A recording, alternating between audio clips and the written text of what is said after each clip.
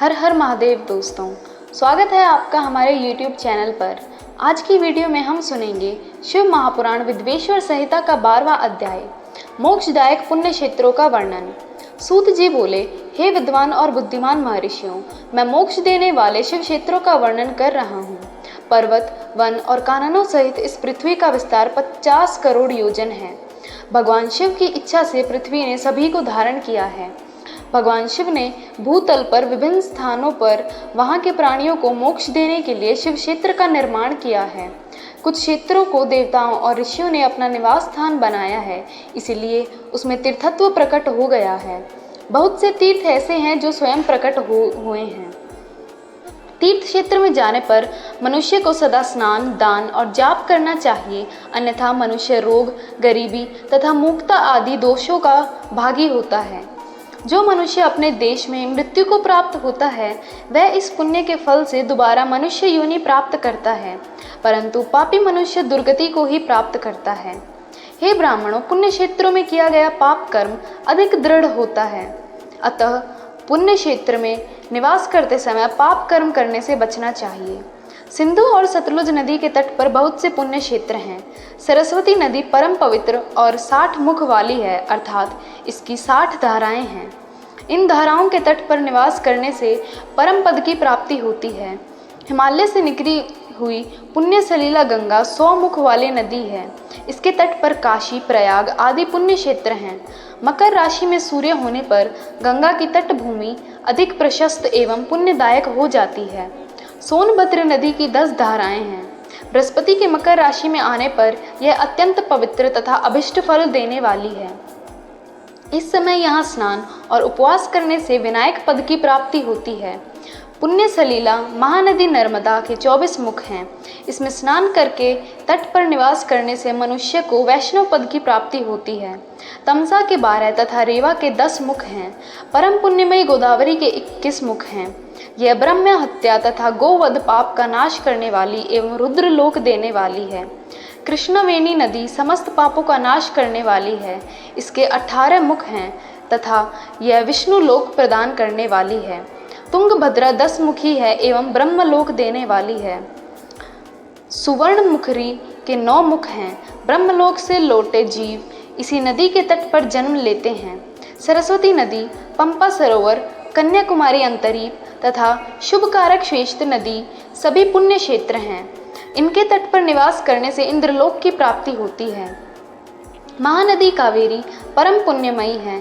इसके 27 मुख हैं। यह संपूर्ण अभिष्ट वस्तुओं को देने वाली है।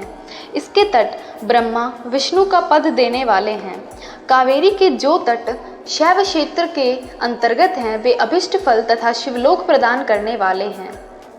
नैमिषारण्य तथा बद्रिकाश्रम में सूर्य और बृहस्पति के मेष राशि में आने पर स्नान और पूजन करने से ब्रह्मलोक की प्राप्ति होती है।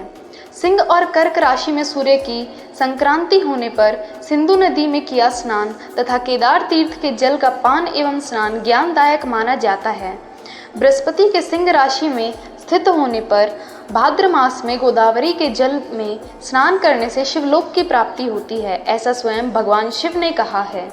सूर्य और बृहस्पति के कन्या राशि में स्थित होने पर यमुना और सोनभद्र में स्नान से धर्मराज और गणेश लोक में महान भोग की प्राप्ति होती है, ऐसे महर्षियों की मान्यता है।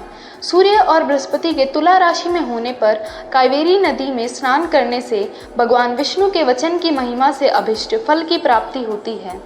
मार्गशीर्ष माह में सूर्य और बृहस्पति के वृश्चिक राशि में आने पर नर्मदा में स्नान करने से विष्णु पद की प्राप्ति होती है। सूर्य और बृहस्पति के धनु राशि में होने पर सुवर्णमुखी नदी में किया स्नान शिवलोक प्रदान करता है। मकर राशि में सूर्य और बृहस्पति के माघ मास में होने पर गंगा जी में किया गया स्नान शिवलोक प्रदान करने वाला है। शिवलोक के पश्चात ब्रह्मा और विष्णु के स्नानों में सुख भोग कर अंत में मनुष्य को ज्ञान की प्राप्ति होती है।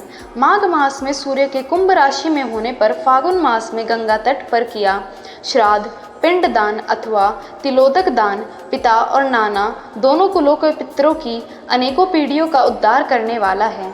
गंगा व कावेरी नदी का आश्रय लेकर तीर्थवास करने से पाप का नाश हो जाता है। ताम्रपर्णी और वेगवती नदियाँ ब्रह्मलोक की प्राप्ति रूप फल देने वाली हैं। इनके तट पर सर्वदायक क्षेत्र हैं। इन नदियों के मध्य में बहुत से पुण्य क्षेत्र हैं। यहाँ निवास करने वाला मनुष्य अभिष्ट फल का भागी होता है। सदाचार, उत्तम वृत्ति तथा सद्भावना के साथ मन में दया भाव रखते हुए विद्वान पुरुष को तीर्थ में निवास करना चाहिए, अन्यथा उसे फल नहीं मिलता।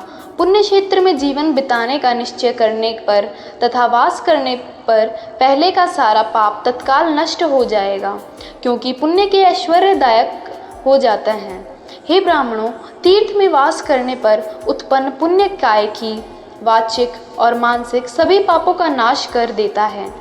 तीर्थ में किया मानसिक पाप कई कल्पों तक पीछा नहीं छोड़ता, यह केवल ध्यान से ही नष्ट होता है। वाचिक पाप जाप से तथा कायिक पाप शरीर को सूखने जैसे कठोर तप से नष्ट होता है। अतः सुख चाहने वाले पुरुष को देवताओं का पूजन करना चाहिए और ब्राह्मणों को दान देना हो। पाप से बचकर ही तीर्थ में निवास करना चाहिए। ओम नमः शिवाय।